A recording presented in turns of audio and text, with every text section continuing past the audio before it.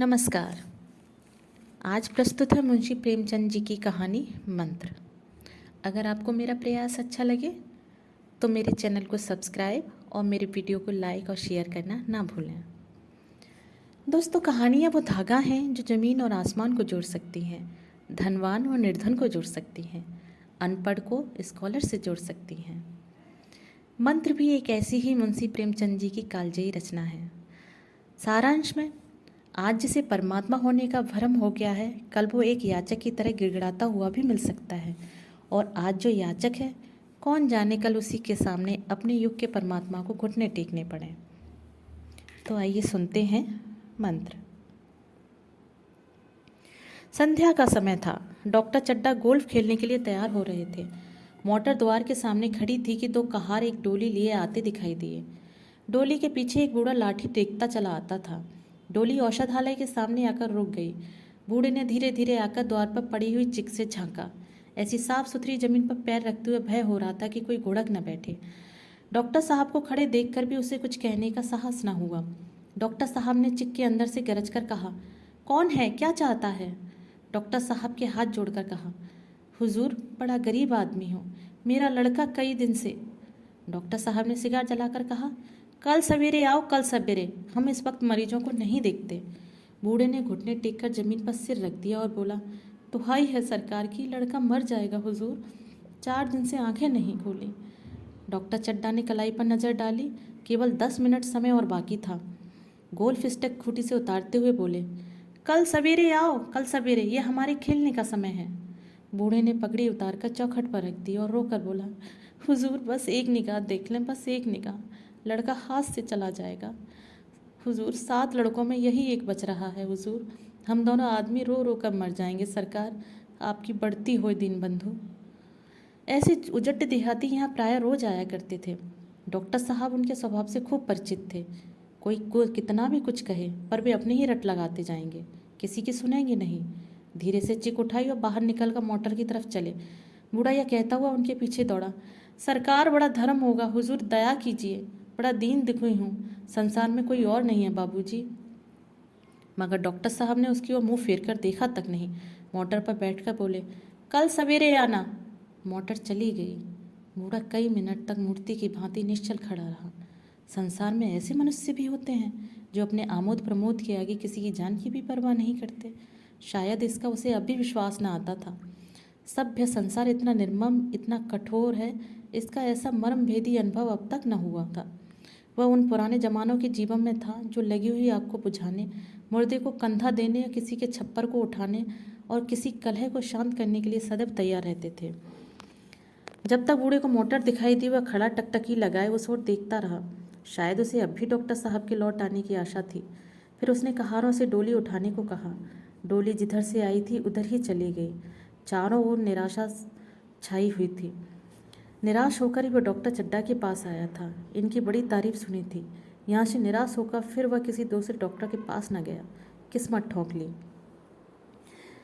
उसी रात उसका हंसता खेलता 7 साल का बालक अपनी बाल लीला समाप्त करके इस संसार से सिधार गया। बूढ़े माँ बाप के जीवन का यही एक आधार था। इसी का मुंह देखकर जीते थे। इस दीपक के बुझते ही जीवन की अंधेरी रात भाई भाई करने लगी। बुढ़ापे की विशाल ममता टूटे हुए हृदय से निकलकर अंधकार में आर्त स्वर से रोने लगी।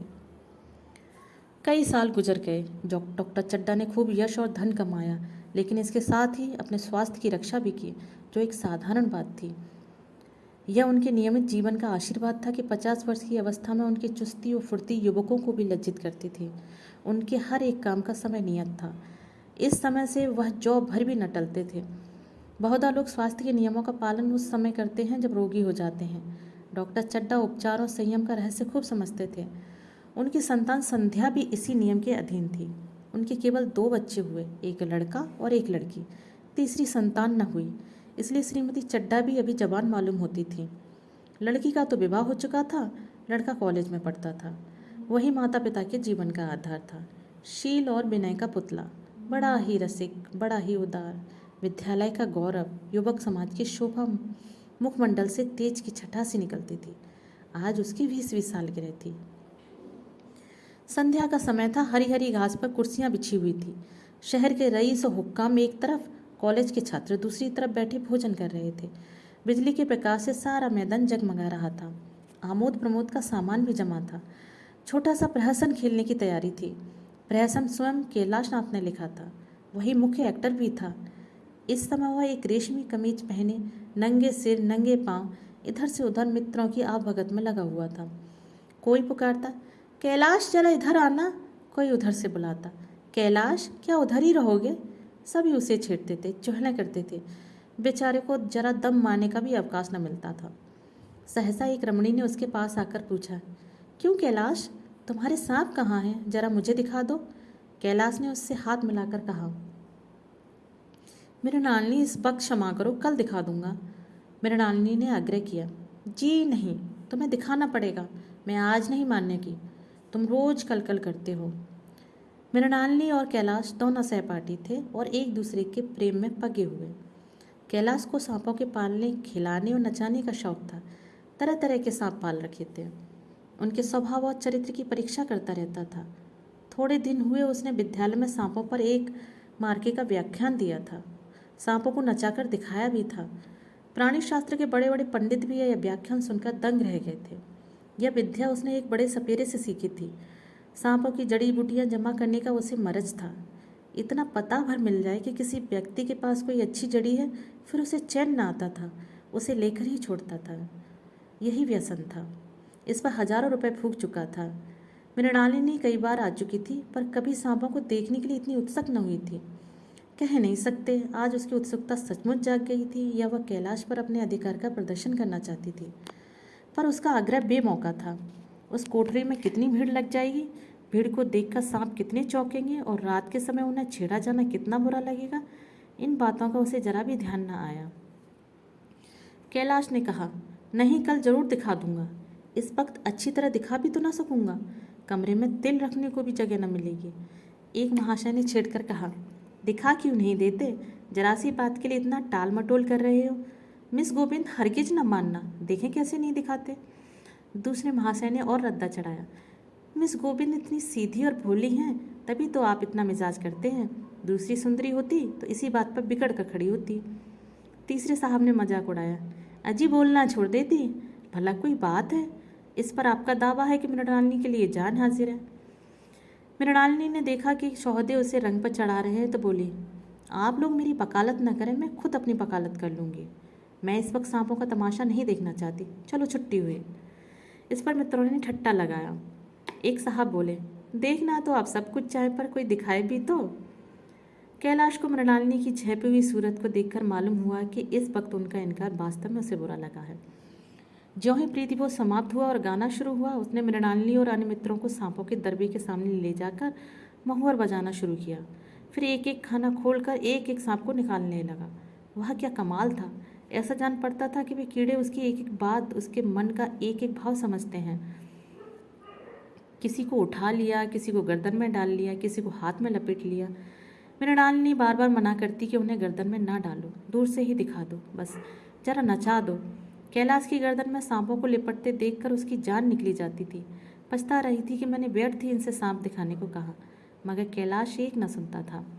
प्रेमिका के सम्मुख अपने सर्प कला का प्रदर्शन का ऐसा अवसर पाकर वह कब चूकता। एक मित्र ने टीका की, दांत तोड़ डाले होंगे। कैलाश हंसकर बोला, अजी दांत तोड़ना मदारियों का काम है, किसी के दांत नहीं तोड़े गए, कहिए तो दिखा दूं। कहकर उसने एक काले सांप को पकड़ लिया और बोला, मेरे पास इससे बड़ा और जहरीला सांप दूसरा नहीं है। अगर किसी को काट ले तो आदमी आनंद फावनन में मर जाए, लहर भी ना आए। इसके कांटे पर मंत्र नहीं, इसके दांत दिखा दूं। मृणालिनी ने उसका हाथ पकड़कर कहा, नहीं नहीं कैलाश, ईश्वर के लिए इसे छोड़ दो, तुम्हारे पैर पड़ती हूँ। इस पर एक दूसरे मित्र बोले, मुझे तो विश्वास नहीं आता, लेकिन तुम कहते तो मान लेता हूँ। कैलाश ने सांप की गर्दन पकड़कर कहा, नहीं साहब, बाबा आंखों देखकर मानिए। दांत तोड़कर वश में किया तो क्या सांप बड़ा समझदार होता है। अगर उसे विश्वास हो जाए कि इस आदमी से मुझे कोई हानि नहीं पहुँचेगी तो वह उसे हरगिज न काटेगा। मृणालिनी ने जब देखा कि कैलाश पर इस वक्त भूत सवार है तो उसने यह तमाशा न करने के विचार से कहा, अच्छा भाई अब यहाँ से चलो, देखो गाना शुरू हो गया है, आज मैं भी कोई चीज़ सुनाऊंगी। यह कहते हुए उसने कैलाश का कंधा पकड़कर चलने का इशारा किया और कमरे से निकल गई। मगर कैलाश विरोधियों का शंका समाधान करके ही दम लेना चाहता था। उसने सांप की गर्दन पकड़कर जोर से दबाई, इतनी जोर से दबाई कि उसका मुंह लाल हो गया, देह की सारी नसें तन गईं। सांप ने अब तक उसके हाथों ऐसा व्यवहार न देखा था। उसकी समझ में न आता था कि ये मुझसे क्या चाहते हैं। उसे शायद भ्रम हुआ कि ये मुझे मार डालना चाहते हैं, अतः वह आत्मरक्षा के लिए तैयार हो गया। कैलाश ने उसकी गर्दन खूब दबाकर मुंह खोल दिया। उसके जहरीले दांत दिखाते हुए बोला, जिन सज्जनों को शक हो आकर देख लें। आया विश्वास या अब भी कोई शक है? मित्रों ने आकर उसके दांत देखे और चकित हो गए। प्रत्यक्ष प्रमाण के सामने संदेह को स्थान कहाँ। मित्रों का संग का निवारण करके कैलाश ने सांप की गर्दन ढीली कर दी और उसे जमीन पर रखना चाहा, पर वह काला गेहूं क्रोध से पागल हो रहा था। गर्दन नरम पड़ते ही उसने सिर उठाकर कैलाश की उंगली में जोर से काटा और वहां से भागा। कैलाश की उंगली से टप टप खून टपकने लगा। उसने जोर से उंगली दबा ली और अपने कमरे की तरफ दौड़ा। वहाँ मेज की दराज में एक जड़ी बूटी रखी हुई थी, जिसे पीसकर लगा देने से घातक विष भी रफू हो जाता था। मित्रों में हलचल पड़ गई। बाहर महफिल में भी खबर हुई। डॉक्टर साहब घबराकर दौड़े। फौरन उंगली की जड़ कसकर बांधी गई और जड़ी पीसने के लिए दी गई। डॉक्टर साहब जड़ी के कायल न थे। वह उंगली का डसा भाग नस्त्र से काट देना चाहते थे, मगर कैलाश को जड़ी पर पूर्ण विश्वास था। मृणालिनी पियानो पर बैठी हुई थी। यह खबर सुनते ही दौड़ी और कैलाश की उंगली से टपकते हुए खून को रूमाल से पोंछने लगी। जड़ी पीसी जाने लगी, पर उसी 1 मिनट में कैलाश की आंखें झपकने लगीं। होठों पर पीलापन दौड़ने लगा, यहाँ तक कि वह खड़ा न रह सका, फर्श पर बैठ गया। सारे मेहमान कमरे में जमा हो गए। कोई कुछ कहता, कोई कुछ। इतने में जड़ी पीसकर आ गई। मृणालिनी ने उंगली पर लेप किया। 1 मिनट और बीता। कैलाश की आंखें बंद हो गईं। वह लेट गया और हाथ से पंखा चलने का इशारा किया। माँ ने दौड़कर उसका सिर गोद में रख लिया और बिजली का टेबल फैन लगा दिया। डॉक्टर साहब ने झुककर पूछा, कैलाश कैसी तबीयत है? कैलाश ने धीरे से हाथ उठा दिए, पर कुछ बोल ना सका। मृणालिनी ने करुण स्वर में कहा, क्या जड़ी कुछ असर न करेंगी? डॉक्टर साहब ने सिर पकड़कर कहा, क्या बतलाऊं, मैं इसकी बातों में आ गया। अब तो नस्तर से भी कुछ फायदा ना होगा। आधे घंटे तक यही हाल रहा। कैलाश की दशा प्रतिक्षण बिगड़ती जाती थी, यहाँ तक कि उसकी आंखें पतरा गईं, हाथ पांव ठंडे पड़ गए, मुख की कांति मलिन पड़ गई, नाड़ी का कहीं पता नहीं। मौत के सारे लक्षण दिखाई देने लगे। घर में कोहराम मच गया। मृणालिनी एक और सिर पीटने लगी। माँ अलग पछाड़े खाने लगी। डॉक्टर चड्डा को मित्रों ने पकड़ लिया, नहीं तो वह नश्तर अपनी गर्दन पर मार लेते। एक महाशय बोले, कोई मंत्र झाड़ने वाला मिले तो संभव है अब भी जान बच जाए। एक मुसलमान सज्जन ने इसका समर्थन किया। अरे साहब, कब्र में पड़ी हुई लाशें जिंदा हो गई हैं, ऐसे ऐसे पाक कमाल पड़े हुए हैं। डॉक्टर चड्डा बोले, मेरी अक्ल पर पत्थर पड़ गया था, उसकी बातों में आ गया। नस्ता लगा देता तो यह नौबत ही क्यों आती। बार बार समझाता रहा कि बेटा सांप ना पालो, मगर कौन सुनता था। बुलाइए, किसी झाड़ फूक वाले को ही बुलाइए, मेरा सब कुछ ले ले, मैं अपनी सारी जायदाद अपने पैरों पर रखकर लंगोटी बांध कर घर से निकल जाऊंगा, मगर मेरा कैलाश, मेरा प्यारा कैलाश उठ बैठे। ईश्वर के लिए किसी को बुलवाइए। एक महाशय का किसी झाड़ने वाले से परिचय था। वह दौड़कर उसे बुला लाए, मगर कैलाश की सूरत देखकर उसे मंत्र चलाने की हिम्मत न पड़ी। बोला, अब क्या हो सकता है सरकार, जो कुछ होना था हो चुका। अरे मूर्ख, यह क्यों नहीं कहता कि जो कुछ न होना था वह कहाँ हुआ? माँ बाप ने बेटे का सेहरा कहाँ देखा? मृणालिनी का कामना तरु क्या पल्लव और पुष्प से रंजित हो उठा? मन के वह स्वर्ण स्वप्न जिनसे जीवन आनंद का स्रोत बना हुआ था, क्या पूरे हो गए? जीवन के नृत्य में तारिका मंडित सागर में आमोद की बहार लूटते हुए क्या उनकी नौका जलमग्न नहीं हो गई? जो न होना था वह हो गया। वही हरा भरा मैदान था, वही सुनहरी चांदनी एक निःशब्द संगीत की भांति प्रकृति पर छाई हुई थी। वही मित्र समाज था, वही मनोरंजन के सामान थे, मगर जहाँ हास्य की ध्वनि थी वहाँ करुण क्रंदन और अश्रु प्रभाव था। शहर से कई मील दूर एक छोटे से घर में एक बूढ़ा और बुढ़िया अंगीठी के सामने बैठे जाड़ी की रात काट रहे थे। बूढ़ा नारियल पीता था और बीच बीच में खांसता था। बुढ़िया दोनों घुटनियों में सिर डाले आग की ओर ताक रही थी। एक मिट्टी के तेल की कुप्पी ताक पर जल रही थी। घर में न चारपाई थी न बिछौना। एक किनारे थोड़ी सी पुआल पड़ी हुई थी। इसी कोठरी में एक चूल्हा था। बुढ़िया दिन भर उपले और सूखी लकड़ियाँ बटोरती थी। बूढ़ा रस्सी बटकर बाजार में बेच आता था। यही उनकी जीविका थी। उन्हें न किसी ने रोते देखा न हंसते। उनका सारा समय जीवित रहने में ही कट जाता था। मौत द्वार पर खड़ी थी। रोने या हंसने की कहाँ फुर्सत। बुढ़िया ने पूछा, कल के लिए सन तो है नहीं, काम क्या करोगे? जाकर झगड़ू शाह से 10 से सन उधार लाऊंगा। उसके पहले के पैसे तो दिए ही नहीं, और उधार कैसे देगा? ना देगा ना सही, घास तो कहीं नहीं गई, दोपहर तक क्या 2 आने की भी ना काटूंगा। इतने में एक आदमी ने द्वार पर आवाज़ दी, भगत भगत क्या सो गए? जरा किवाड़ खोलो। भगत ने उठकर किवाड़ खोल दिया। एक आदमी ने अंदर आकर कहा, कुछ सुना है? डॉक्टर चड्डा बाबू के लड़के को सांप ने काट लिया। भगत ने चौंक कर कहा, चड्डा बाबू की लड़के को? वही चड्डा बाबू है ना जो छावनी के बंगले में रहते हैं? हाँ हाँ वही, शहर में हल्ला मचा हुआ है, जाते हो तो जाओ, आदमी बन जाओगे। बूढ़े ने कठोर भाव से सिर हिलाकर कहा, मैं नहीं जाता, मेरी बला जाए। वही चड्डा है, खूब जानता हूँ भैया। भैया को लेकर उन्हीं के पास गया था, खेलने जा रहे थे, पैरों में गिर पड़ा कि एक नज़र देख लीजिए, मगर सीधे मुंह से बात तक न की। भगवान बैठे सुन रहे हैं, अब जान पड़ेगा कि बेटे का गम कैसा होता है। कई लड़के हैं क्या? नहीं जी, यही तो एक लड़का था, सुना है, सब ने जवाब दे दिया। भगवान बड़ा कारसाज है। उस वक़्त मेरी आंखों से आंसू निकल पड़े थे, पर उन्हें तनिक भी दया न आई थी। मैं तो उनके द्वार पर होता तो भी न पूछता। तो क्या ना जाओगे? हमने जो सुना था सो कह दिया। अच्छा किया, कलेजा ठंडा हो गया, आंखें ठंडी हो गई, लड़का भी ठंडा हो गया होगा।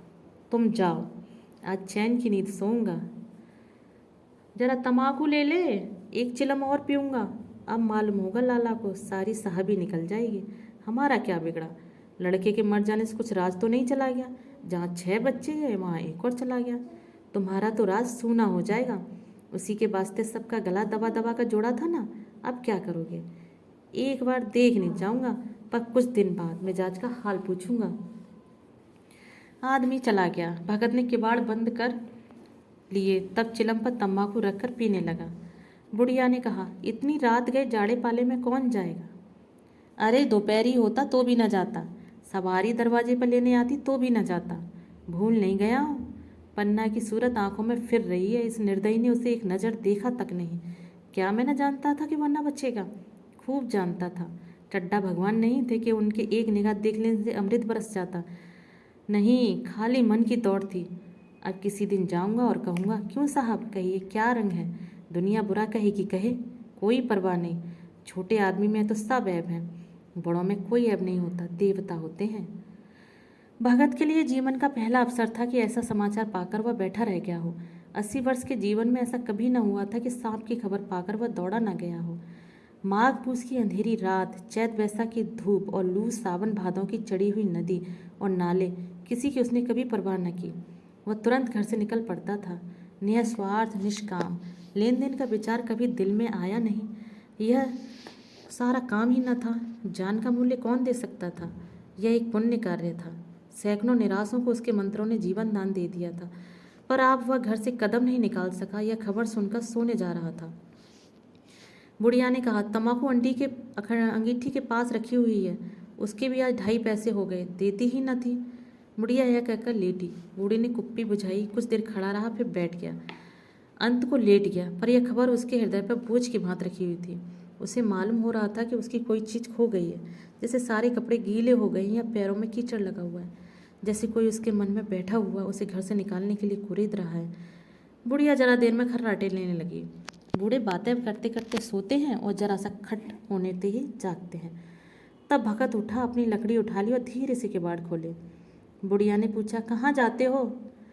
कहीं नहीं, देखता था कि कितनी रात है। अभी बहुत रात है, सो जाओ। नींद नहीं आती। नींद काहे आएगी, मन तो चड्डा के घर पे लगा हुआ है। चड्डा ने मेरे साथ कौन सी नेकी कर दी है जो वहाँ जाऊँ?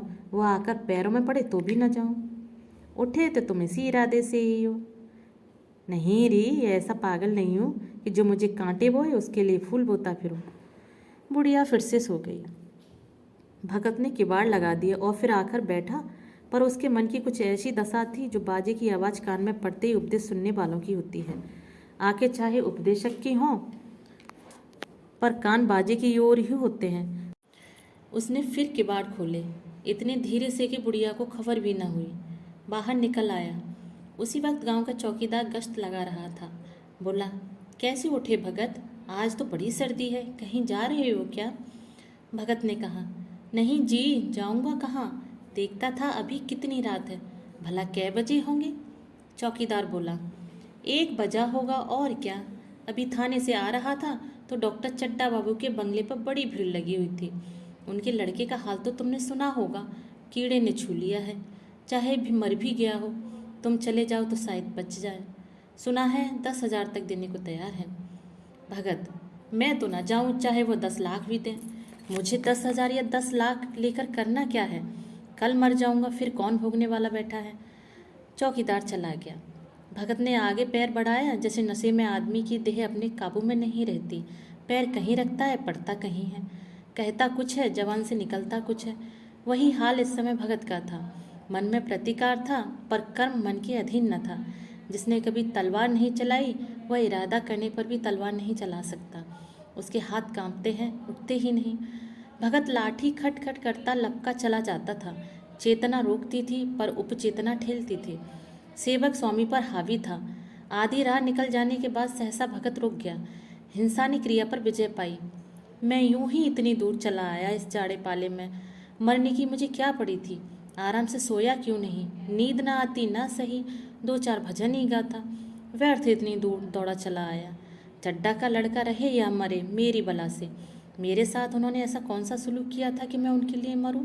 दुनिया में हजारों मरते हैं, हजारों जीते हैं। मुझे किसी के मरने जीने से मतलब। मगर उपचेतना ने अब एक दूसरे रूप धारण किया, जो हिंसा से बहुत कुछ मिलता जुलता था। वह झाड़ फूक करने नहीं जा रहा है, वह देखेगा कि लोग क्या कर रहे हैं। डॉक्टर साहब का रोना पीटना देखेगा कि किस तरह सिर पीटते हैं, किस तरह पछाड़े खाते हैं। वे लोग तो विद्वान हैं, सब्र कर जाते होंगे। हिंसा भाव को यूं धीरज देते हुए वह फिर आगे बढ़ा। इतने में 2 आदमी आते दिखाई दिए। दोनों बातें करते चले आ रहे थे। चड्डा बाबू का तो घर ही उजड़ गया।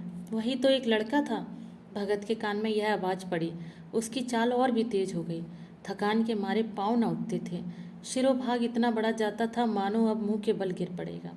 इस तरह वह कोई 10 मिनट चला होगा कि डॉक्टर साहब का बंगला नजर आया। बिजली की बत्तियां जल रही थीं, मगर सन्नाटा छाया हुआ था। रोने पीटने की आवाज़ भी ना आती थी। भगत का कलेजा धक धक करने लगा। कहीं मुझे बहुत देर तो नहीं हो गई? वह दौड़ने लगा। अपनी उम्र में वह इतना तेज कभी न दौड़ा था। बस यही मालूम होता था मानो उसके पीछे मौत दौड़ी आ रही है। 2 बज गए। मेहमान विदा हो गए। रोने वालों में केवल आकाश के तारे रह गए थे और सभी रो रो कर थक गए थे। बड़ी उत्सुकता के साथ लोग रह रहकर आकाश की ओर देखते थे कि किसी तरह सुबह हो और लाश गंगा की गोद में दी जाए। सहसा भगत ने द्वार पर पहुंचकर आवाज दी। डॉक्टर साहब समझे कोई मरीज आया होगा। किसी और दिन उन्होंने 10 आदमी को दुत्कार दिया होता, मगर आज बाहर निकल आए देखा कि एक बूढ़ा आदमी खड़ा है। कमर झुकी हुई, पोपला मुंह, भौहें तक सफ़ेद हो गई थी।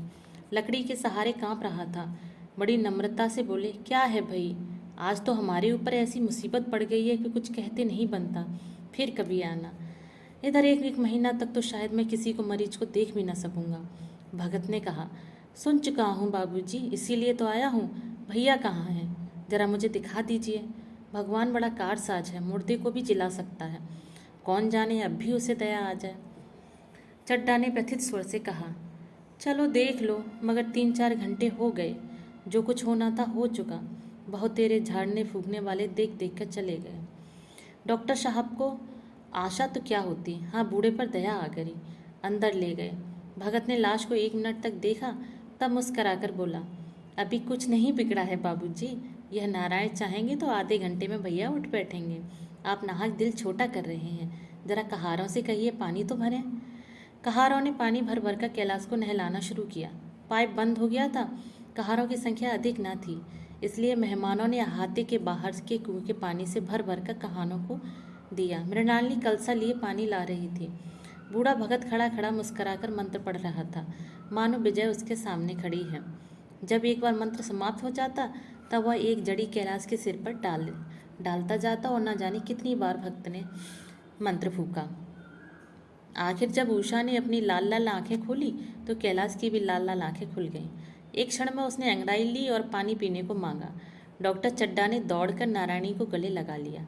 नारायणी दौड़कर भगत के पैरों पर गिर पड़ी और मृणालिनी कैलाश के सामने आंखों में आंसू भरे पूछने लगी, अब कैसी तबीयत है? एक क्षण में चारों तरफ खबर फैल गई। मित्रगण मुबारकबाद देने आने लगे। डॉक्टर साहब बड़े श्रद्धा भाव से हर एक के सामने भगत का यश गाते फिरते थे। सभी लोग भगत के दर्शनों के लिए उत्सुक हो उठे, मगर अंदर जाकर देखा तो भगत का कहीं पता न था। नौकरों ने कहा, अभी तो यहीं बैठे चिलम पी रहे थे, हम लोग तमाकू देने लगे तो नहीं ली, अपने पास से तमाकू निकाल कर भरी। यहाँ तो भगत जी की तलाशी हो रही थी। भगत लपका हुआ घर चला जा रहा था कि बुढ़िया के उठने से पहले पहुँच जाऊँ। जब मेहमान लोग चले गए तो डॉक्टर साहब ने नारायणी से कहा, बुढ़ा न जाने कहाँ चला गया, एक चिलम तमाकू का भी रवादार न हुआ। नारायणी, मैंने तो सोचा था इसे कोई बड़ी रकम दूंगी। चड्डा, रात को तो मैंने नहीं पहचाना, पर जरा साफ हो जाने पर पहचान गया। एक बार यह एक मरीज को लेकर आया था। मुझे अब याद आता है कि मैं खेलने जा रहा था और मरीज को देखने से इनकार कर दिया था। आज उस दिन की बात याद करके मुझे जितनी गिलानी हो रही है उसे प्रकट नहीं कर सकता। मैं उसे अब खोज निकालूंगा और उसके पैरों पर गिरकर अपना अपराध क्षमा कराऊंगा। वह कुछ लेगा नहीं, यह जानता हूँ। उसका जन्म यश की वर्षा करने के लिए ही हुआ है। उसकी सज्जनता ने मुझे ऐसा आदर्श सिखा दिया है कि अब से जीवन पर्यंत मेरे सामने रहेगा। कहानी सुनने के लिए धन्यवाद।